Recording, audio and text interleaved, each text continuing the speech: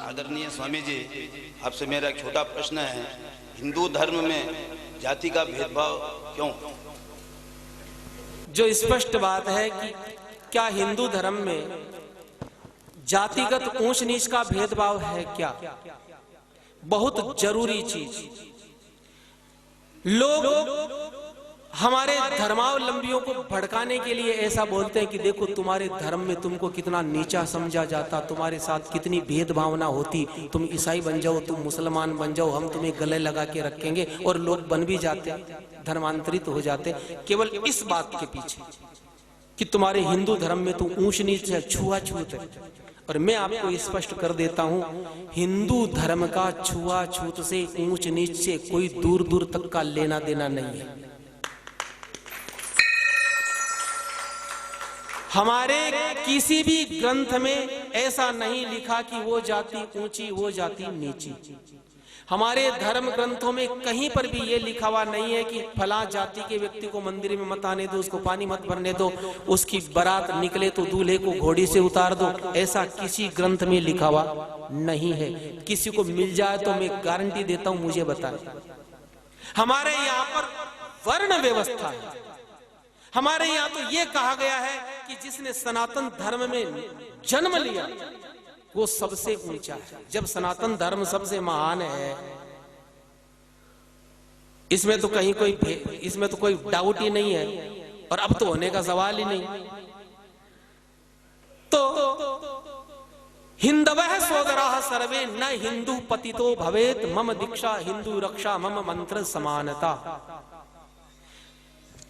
जिसने सनातन धर्म में जन्म ले लिया, चाहे किसी जाति में जन्म लिया हो, वो सबका बाप है, वो सबसे ऊंचा है।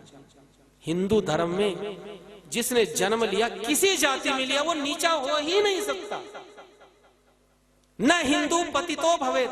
हमारे यहाँ केवल वर्ण व्यवस्था है, ब्राह्मण क्षत्रिय वैश्य शूद्र। और ये जातियां इसलिए बनाई किसी को ऊंचा नीचा करने के लिए नहीं, ये इसलिए बनाई गई ताकि समाज की व्यवस्था सुचारू रूप से चले, हम एक दूसरे को पहचान सके।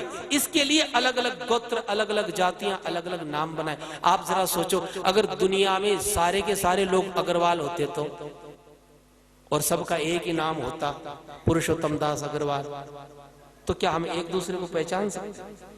अलग अलग गोत्र, अलग अलग जाति, अलग अलग वर्ण इसलिए बनाए समाज व्यवस्थित रहे, हम एक दूसरे को पहचान सके। अगर यहां ऊंच नीच का भेदभाव होता, श्रीमद् भागवत के प्रथम स्कंद में साफ स्पष्ट लिखा हुआ है। सूत जी कहते हैं कि व्यास जी ने 18 पुराणों की रचना करने के बाद इतिहास पुराणानाम पिता में रोमहर्षण है।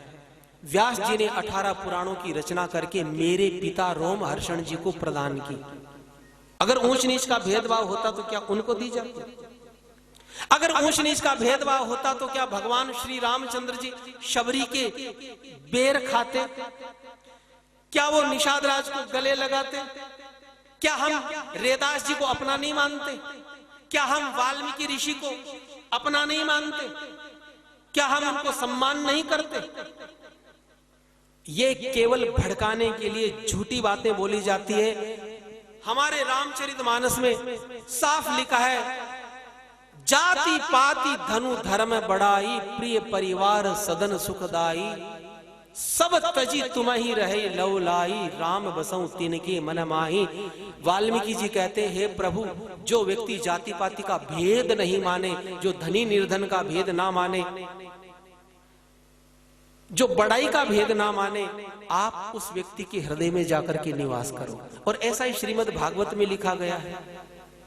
कहीं कोई भेद नहीं है, कोई ऊंच नीच का भेदभाव नहीं है। और मैं आपको जो बात आपने कई बार कथा में सुनी, लेकिन वो बात कथावाचक बता नहीं पाते, श्रीमद् भागवत कथा के 6ठे अध्याय, महात्म्य का 6ठे अध्याय का 6ठा श्लोक, उसमें क्या लिखा गया है? उसमें बिल्कुल स्पष्ट उन्होंने लिखा गया है, दूरे हरि कथा केचित दूरे चाच्युत कीर्तना। ध्यान से सुनना, श्रीमद् भागवत का छठे अध्याय का छठा श्लोक शुरुआत का। दूरे हरि कथा केचित दूरे चाच्युत कीर्तना स्त्रिय शुद्रादयो ये च तेषाम बोधो यतो भवेत। वहां लिखा गया है कि जब कथा का आयोजन करो तो कई नियम बताए गए हैं। जब कथा का आयोजन करो तो स्त्रियों को कथा में बुलाओ और शूद्रों को भी कथा में बुलाओ, क्योंकि वो भक्ति से और कीर्तन से दूर हो गए हैं। उनको बुलाओ तब कथा सफल होगी। और यही मैं आपसे निवेदन करता हूं, जब हमारे धर्म ग्रंथ कहते हैं उनको बुलाओ तब कथा सफल होगी। हम जब उनको मंदिरों में नहीं आने देंगे, जब हम उनको सत्संग में नहीं आने देंगे, ये जो ऊंच नीच का भेदभाव है, ये छूत अछूत का जो भेदभाव है, ये क्या है मैं आपको बता देता हूं। ये एक मानसिक बीमारी होती है। यहां हर प्राणी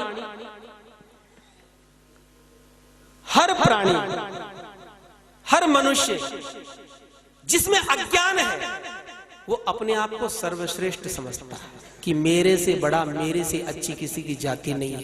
ये एक अज्ञानता होती है और इसी अज्ञानता का फायदा विदेशियों ने उठाया और इसी अज्ञानता का फायदा उठा करके उन्होंने हमारे ही बंधुओं को भड़काया और भड़काकर हमारे ही खिलाफ कर दिया। वो गलती हमें कभी नहीं करनी है।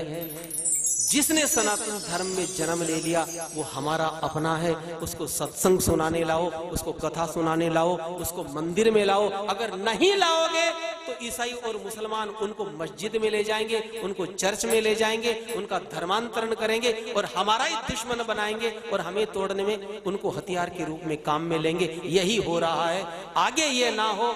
इसलिए मेरा आपसे निवेदन है, सनातन धर्म बचाना है तो जो अपने भाई लोग हैं उनको गले से लगाओ। वो तो तैयार बैठे।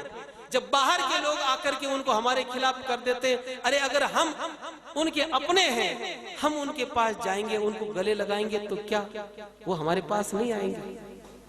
तो सीए राम में सब जग जानी, करो प्रणाम जोरी जुग पानी। जय श्री राम। नाम नहीं, ब्रांड है, ब्रांड।